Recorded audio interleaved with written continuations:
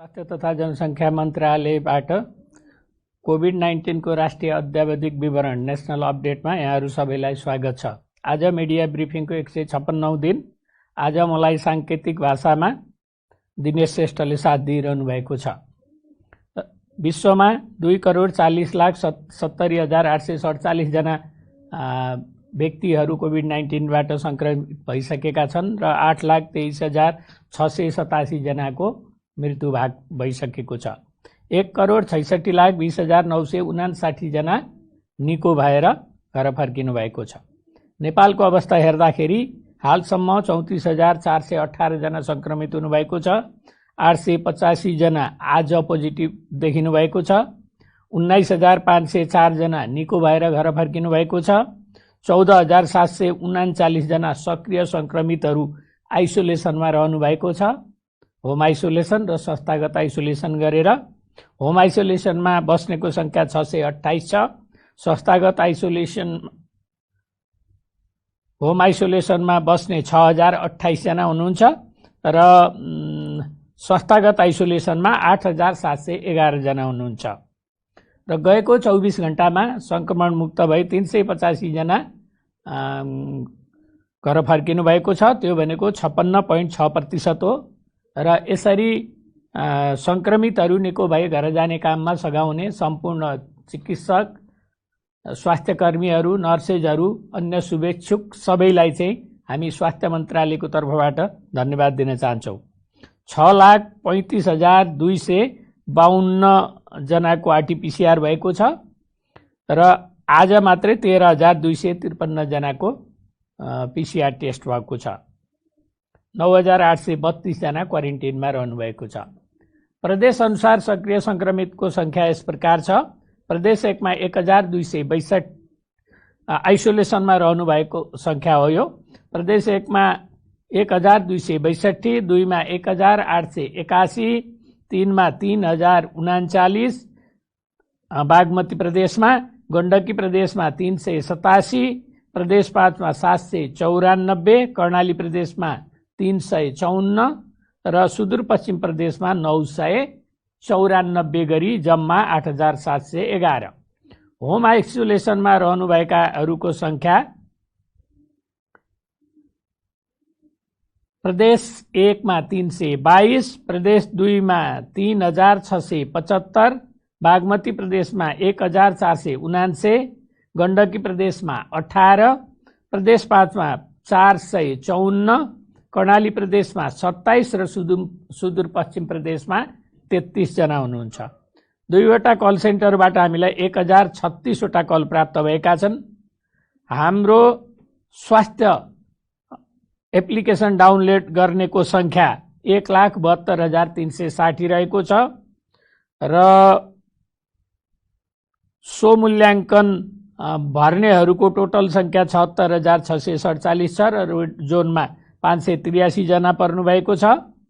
हाम्रो वेबसाइट हेर्नेको संख्या 34,04,778 रहेको छ र भाइबर ग्रुपमा जोडिनेको संख्या 4,53,600 छ।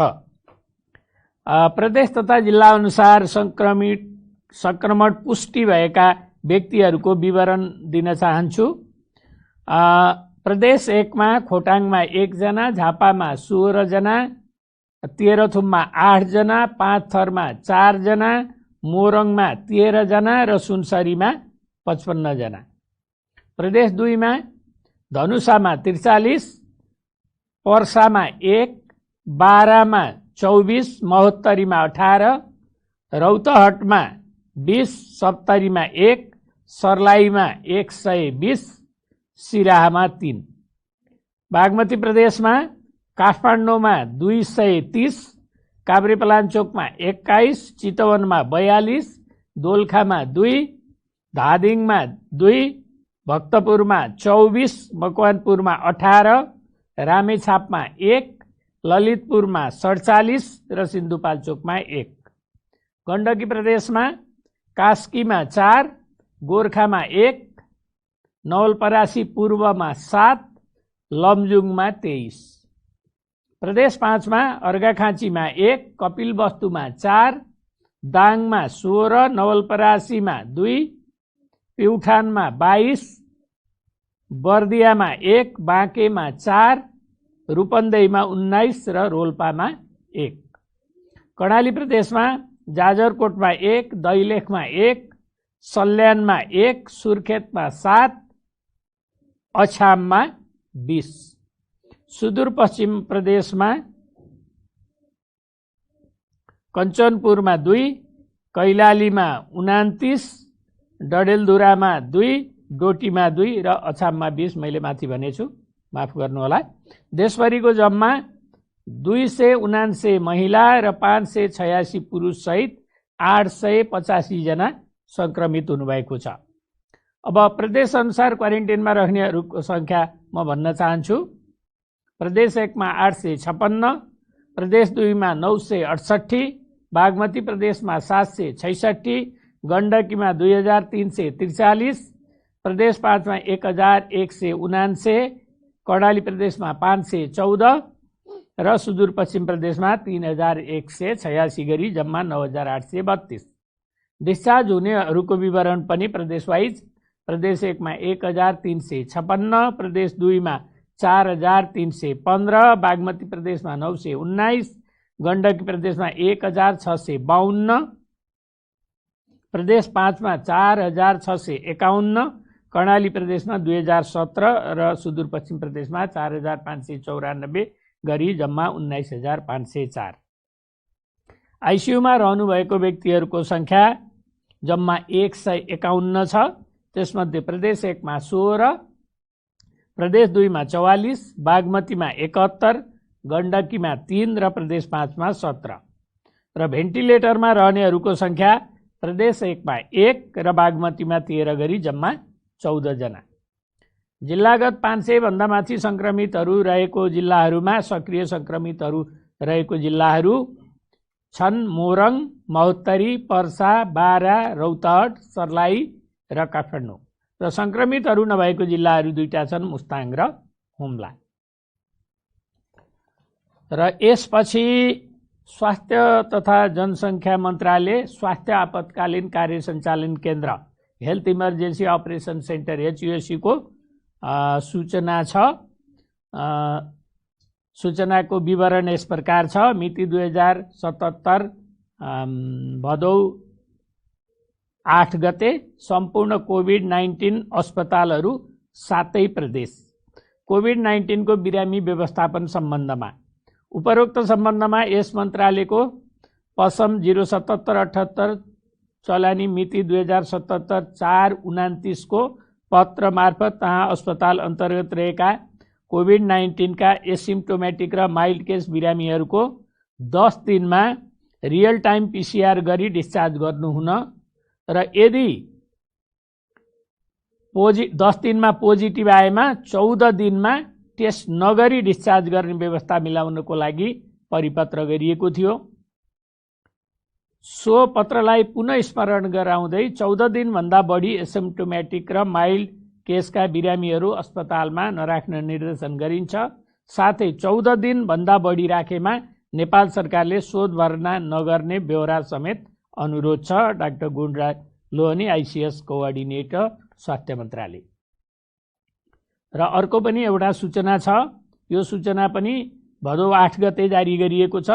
श्री सामाजिक विकास मन्त्रालयहरू 7 प्रदेश कोभिड-19 को बिरामी व्यवस्थापन सम्बन्धमा उपरोक्त सम्बन्धमा यस मन्त्रालयको पत्र संख्या 7778 चरम मिति 2077 साउन 29 को पत्र मार्फत कोभिड-19 का एसिम्प्टोमेटिक र माइल्ड केस बिरामीहरूको 10 दिनमा RT-PCR गरी डिस्चार्ज गर्नुहुन र यदि पोजिटिभ आएमा 14 दिनपछि टेस्ट नगरी 10 दिनको दिन पोजिटिभ आयो भने अर्को 4 दिन राख्ने र 14 दिनपछि टेस्ट नगरी डिस्चार्ज गर्ने व्यवस्था मिलाउनुको लागि परिपत्र गरिएकोमा सो पत्रलाई पुनः स्मरण गराउँदै 14 दिनभन्दा बढी एसिम्प्टोमेटिक र माइल्ड केसका बिरामीहरू अस्पतालमा नराख्न तहाँ स्थित सम्पूर्ण कोभिड अस्पतालहरूलाई जानकारी गराइदिनु हुन अनुरोध छ।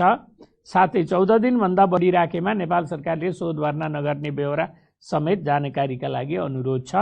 Doctor Gunraj Lohani, ICS coordinator. र दुईटा सूचनापछि अब दुःखद खबरहरू भन्न गइरहेको छु। गएको 24 घण्टामा 11 जना व्यक्तिहरूको निधन भएको छ। त्यसमा 2 जना महिला हुनुहुन्छ। 1 जना महिला 46 वर्षको मोरङबाट हुनुहुन्छ र अर्को महिला 53 वर्षीय भक्तपुरबाट हुनुहुन्छ। पुरुषहरूमा 2 जना कैलालीको हुनुहुन्छ 45 र 50 वर्षीय। महोत्तरीको 3 जना हुनुहुन्छ 60 वर्षीय, 72 वर्षीय र 75 वर्षीय।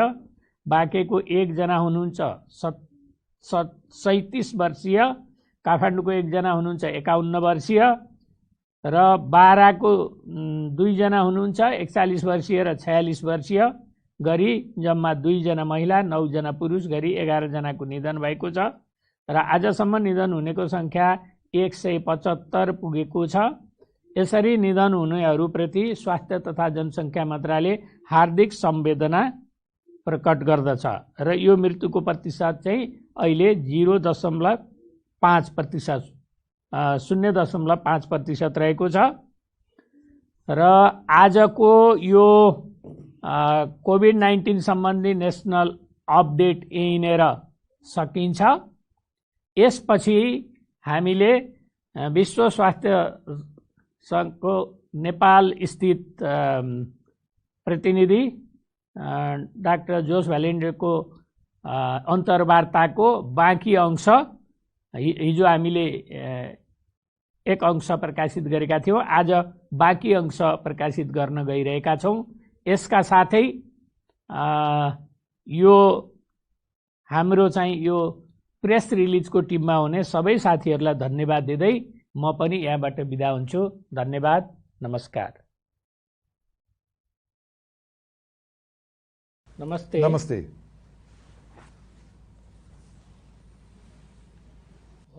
तपाईले नेपालका स्वास्थ्य कर्मीहरूले के कस्ता चुनौतीहरू सामना गरिराखेको देख्नु भएको छ र तपाईको सुझाव के छ?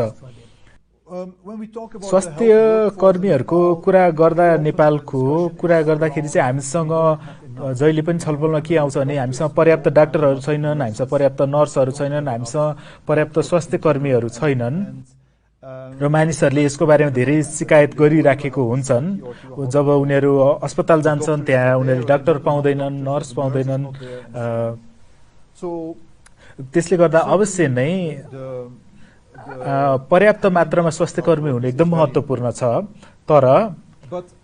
तर हामीले नेपालमा अहिले एउटा एकदम चिन्ताजनक प्रवृत्ति देखिराखेका छौँ। त्यो के भने स्वास्थ्य कर्मीहरूलाई दोष लाउने, मानिसहरूले स्वास्थ्य कर्मीलाई रोग फैलाइस् भनेर दोष लगाउन थालेका छन् र उनीहरूले त्यो लान्छना लगाउन थालेका छन्।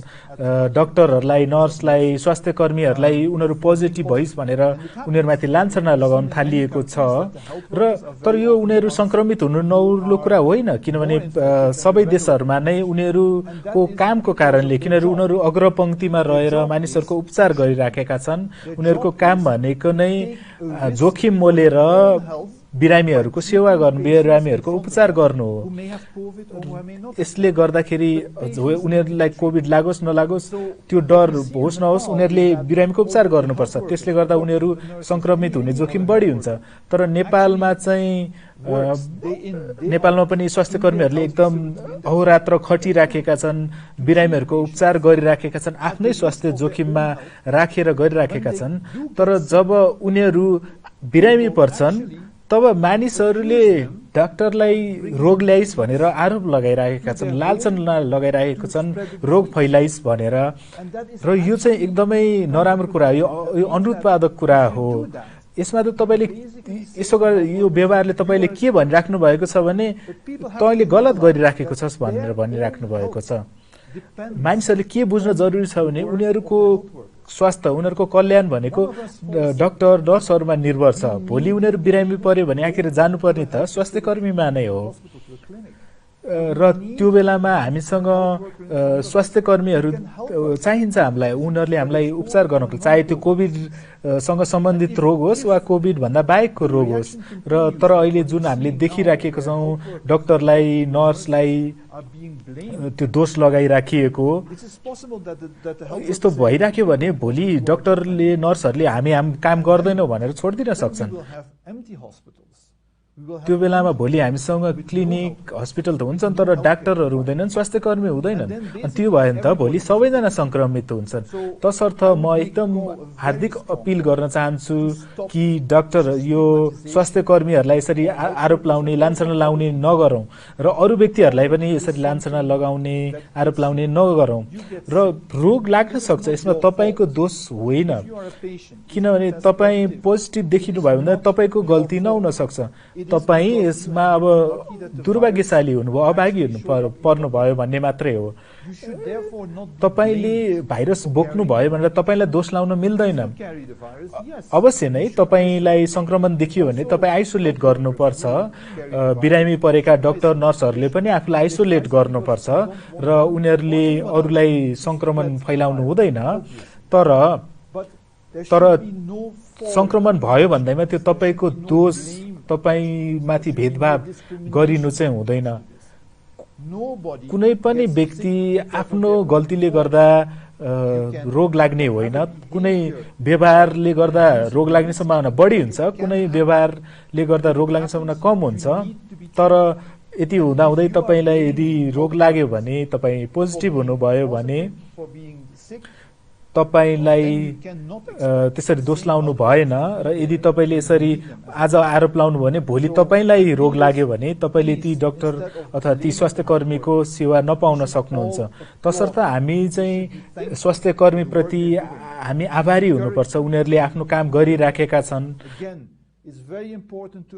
फेरि पनि हामीले के बुझ्न जरुरी छ भने समग्र जनसङ्ख्या मध्ये थोरैमा मात्र 2% भन्दा कम व्यक्तिहरूलाई मात्रै पोजिटिभ देखिनेवाला छ र त्यो भनेको समग्र जनसङ्ख्याको एउटा सानो हिस्सा मात्रै हो। यो एउटा यस्तो रोग हो जसलाई हामीले सबैले रोकथाम गर्न चाहन्छौँ, हामी नफैलियोस् भन्ने चाहन्छौँ। तसर्थ हामीले आफ्नो ड्युटीहरू पुरा गर्नुपर्छ र यसलाई फैलिन दिनु भएन, हामी आत्तिनु भएन। र यदि हामीले यी सब उपायहरू अपनायौँ भने यो रोग फैलिने दर एकदम कम हुन्छ र यसको सम्भावना एकदम कम हुन्छ र त्यो चाहिँ एकदमै महत्त्वपूर्ण कुरा हो। विश्व स्वास्थ्य संगठनले जुन यो नयाँ सामान्य अवस्था छ यसमा के सल्लाह दिन्छ र नेपालका मानिसहरूको के भूमिका हुनुपर्छ?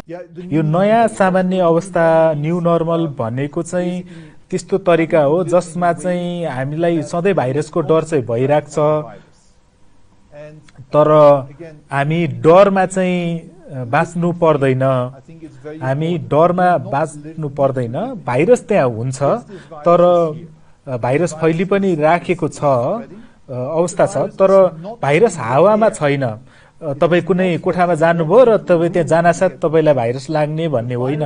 यो भाइरस फैलिने भनेको त्यो छिटाहरूबाट हो, थुकको छिटाहरू, त्यस्ता ती साना साना छिटाहरू जुन हाम्रो शरीरबाट निस्किन्छन् हो, त्यसमा चाहिँ भाइरस हुनसक्छ र त्यो छिटाहरू चाहिँ संक्रमितको व्यक्तिबाट अर्को व्यक्तिको शरीरमा प्रवेश गर्यो भने चाहे त्यो निलेर होस् चाहे आँखा छुँदाखेरि होस्, त्यस्तो अवस्थामा चाहिँ यो सर्ने हो।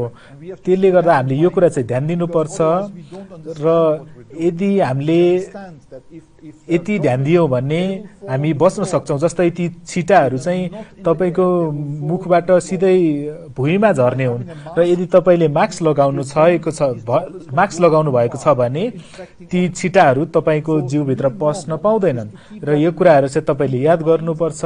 हो, हामी संक्रमित हुने सम्भावना छ, हामीले यो रोग फैलाउने सम्भावना छ, तर हामी सबैले के पनि बुझ्न जरुरी छ भने यो भाइरस फैलिने सम्भावना चाहिँ एकदमै कम छ।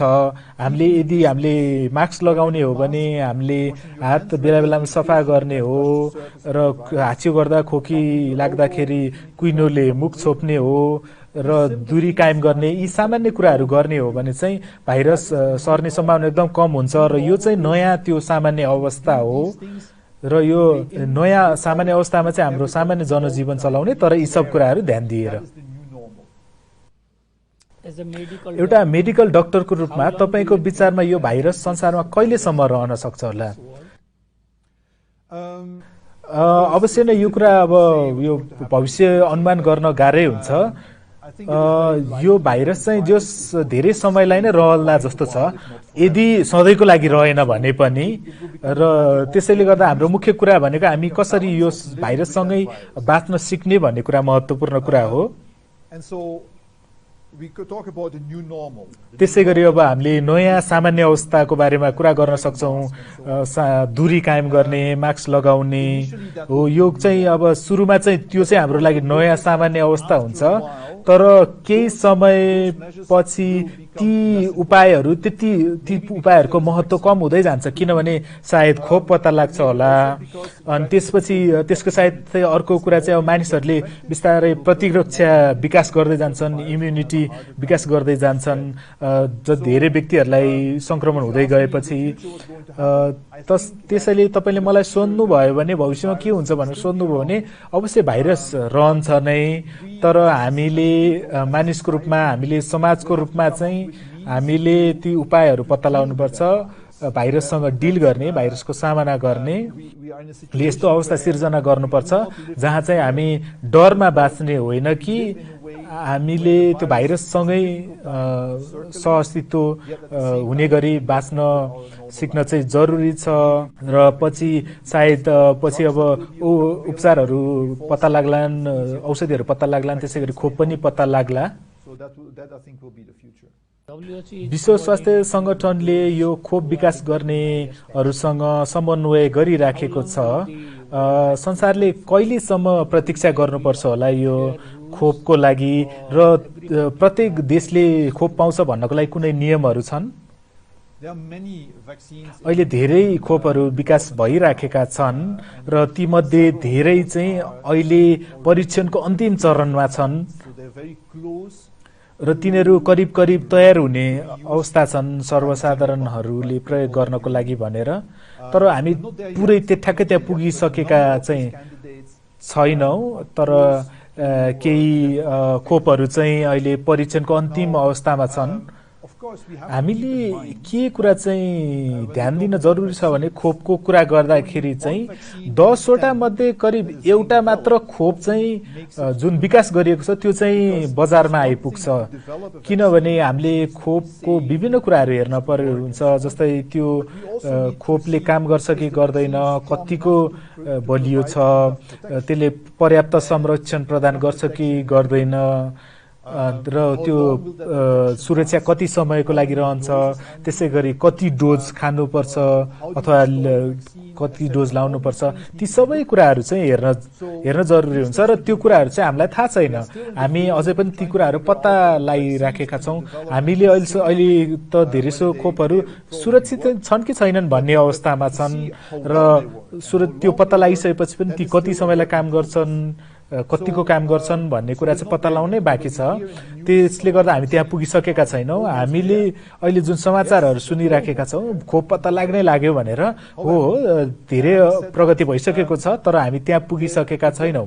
तर अहिले अनुमान चाहिँ के छ भने यो सन् 2000 को अन्तिमतिर अथवा सन् 2021 को सुरुतिर चाहिँ बजारमा खोप आइपुग्छ कि भन्ने अहिले छ। अहिले जस्तै समाचारमा आएको थियो रुसले चाहिँ खोप पत्ता लगायो भनेर, र तर त्यसको बारेमा चाहिँ त्यो खोपको विशेषताहरू मलाई थाहा छैन, त्यसबारे मैले त्यसको बारेमा केही पनि भन्न सक्ने अवस्था छैन।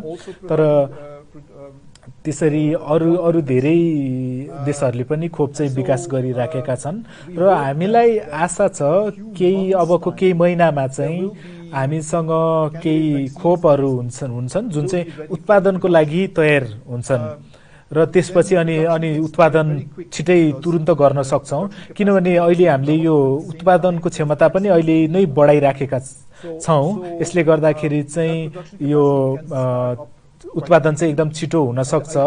तर आदर्श त हाम्रो आशा चाहिँ के हो भने अब सन् 2020 को अन्तिमसम्ममा चाहिँ हामीसँग करिब 2 अर्ब डोज खोप चाहिँ उत्पादन हुन्छ भन्ने हो र त्यो खोप चाहिँ सुरुमा हामीले विश्वभरि स्वास्थ्य कर्मीहरूलाई पहिलो सुरुमा बाँड्नेवाला छौँ। त्यसपछि किनभने स्वास्थ्य कर्मीहरू सबैभन्दा बढी जोखिममा हुन्छन् र त्यसपछि चाहिँ पहिलेदेखि नै अन्य कुनै स्वास्थ्य रोग भएका अवस्था भएका व्यक्तिहरू जोखिम बढी भएका व्यक्तिहरूलाई दिइनेछ र त्यसपछि चाहिँ सर्वसाधारणलाई दिइनेछ र त्यसपछि चाहिँ यो सबै देशहरूलाई उपलब्ध गराइनेछ। तर सुरुमा कसलाई आवश्यकता छ भन्ने प्राथमिकताको आधारमा कसैलाई पहिला र अरूलाई पछि प्रदान गरिनेछ, तर सबैलाई प्रदान गरिनेछ र अहिले चाहिँ विश्वव्यापी रूपमा एउटा प्रणाली स्थापना भइराखेको छ ताकि गरिब देशहरूले पनि यो खोप चाहिँ सस्तो सहुलियत मूल्यमा अथवा सित्तैमा प्राप्त गर्न सकुन्,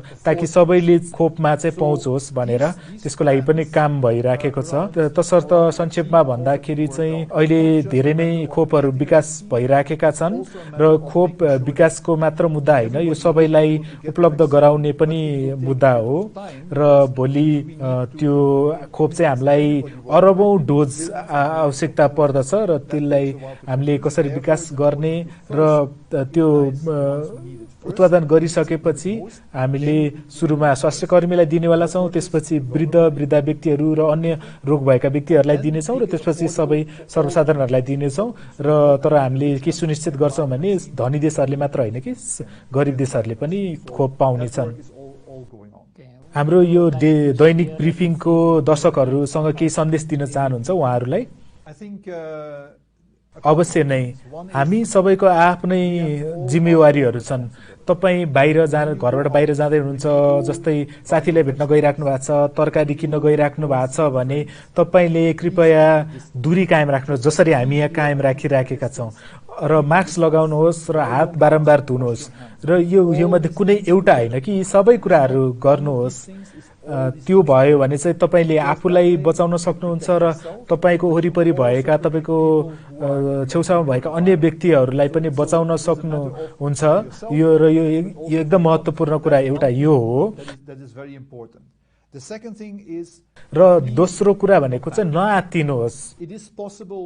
हो, तपाईँ पनि संक्रमित हुन सक्ने सम्भावना छ, संक्रमित हामी जुसुकै पनि संक्रमित हुन सक्छौँ, तर हामीले के बुझ्न जरुरी छ भने समग्र जनसङ्ख्यामध्ये थोरै व्यक्ति मात्र संक्रमित हुन्छन् र त्यसमध्ये पनि अधिकांश व्यक्तिहरू 80% व्यक्तिहरूलाई त आफ संक्रमित भएको पनि थाहा हुँदैन अथवा एकदम मन्द लक्षणहरू मात्र देखिन्छन्।